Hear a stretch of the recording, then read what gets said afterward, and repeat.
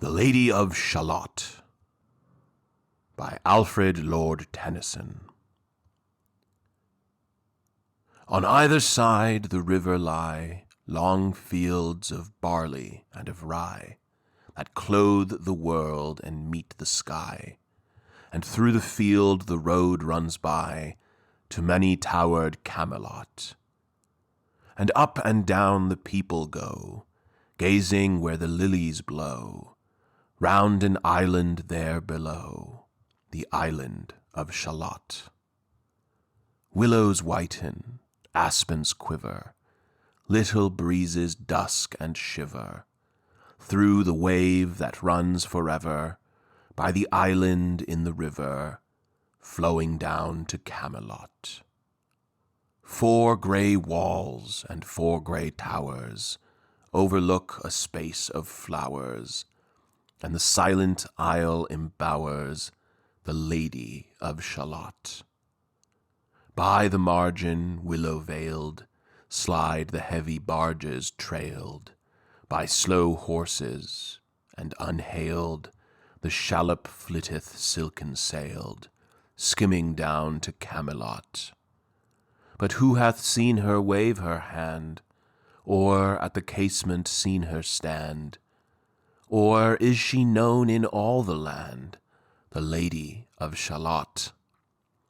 Only reapers, reaping early, in among the bearded barley, hear a song that echoes cheerly, from the river winding clearly, down to towered Camelot.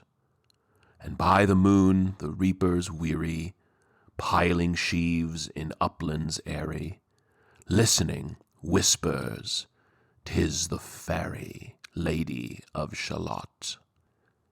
There she weaves by night and day a magic web with colours gay.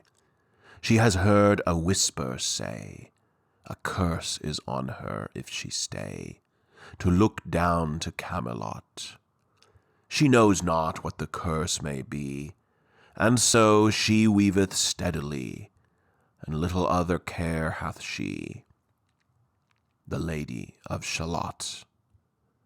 And moving through a mirror clear, that hangs before her all the year, shadows of the world appear. There she sees the highways near, winding down to Camelot. There the river eddy whirls, and there the surly village churls, and the red cloaks of market girls pass onward from Shalott. Sometimes a troop of damsels glad, an abbot on an ambling pad, sometimes a curly shepherd lad, or long-haired page in crimson clad, goes by to towered Camelot. And sometimes through the mirror blue the knights come riding 2 and 2. She hath no loyal knight and true, the Lady of Shalott. But in her web she still delights to weave the mirror's magic sights.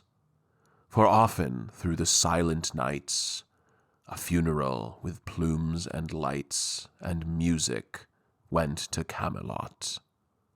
Or when the moon was overhead, came 2 young lovers lately wed.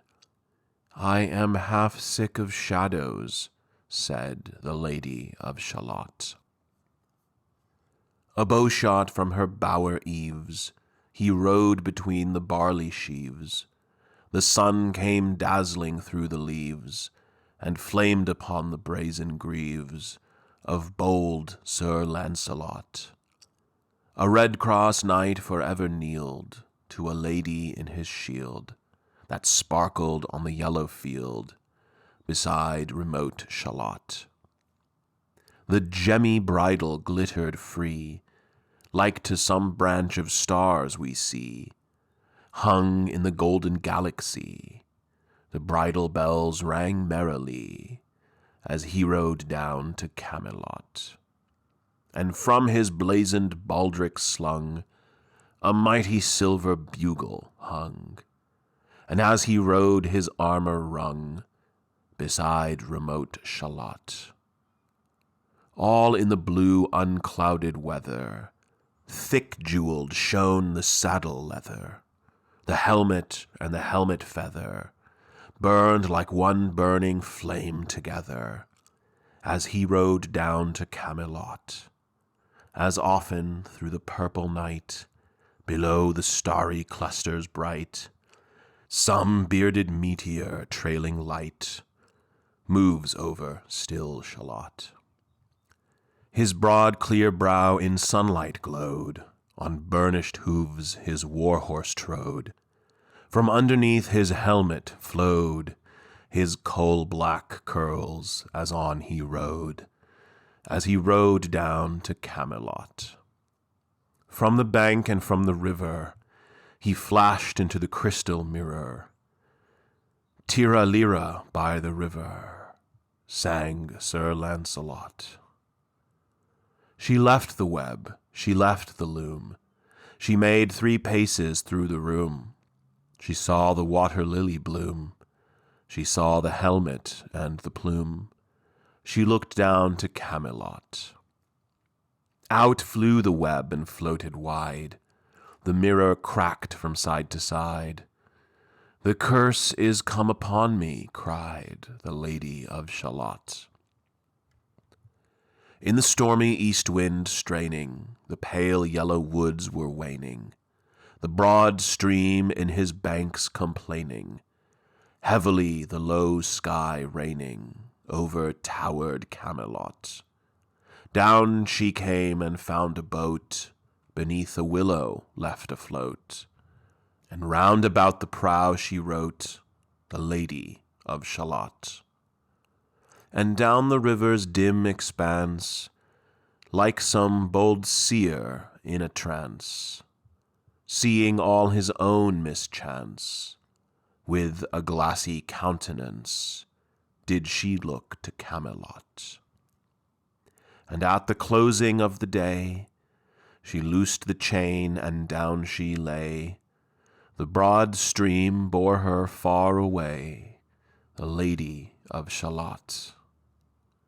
Lying, robed in snowy white, that loosely flew to left and right, the leaves upon her falling light, through the noises of the night, she floated down to Camelot. And as the boathead wound along the willowy hills and fields among, they heard her singing her last song, the Lady of Shalott. Heard a carol mournful, holy, chanted loudly, chanted lowly, till her blood was frozen slowly, and her eyes were darkened wholly, turned to towered Camelot. For ere she reached upon the tide, the first house by the waterside, singing in her song she died, the Lady of Shalott. Under tower and balcony, by garden wall and gallery, a gleaming shape she floated by, dead pale between the houses high, silent into Camelot. Out upon the wharfs they came, knight and burgher, lord and dame, and round the prow they read her name, the Lady of Shalott. Who is this, and what is here?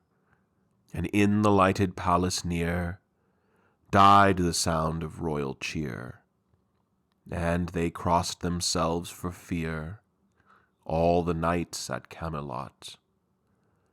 But Lancelot mused a little space. He said, "She has a lovely face.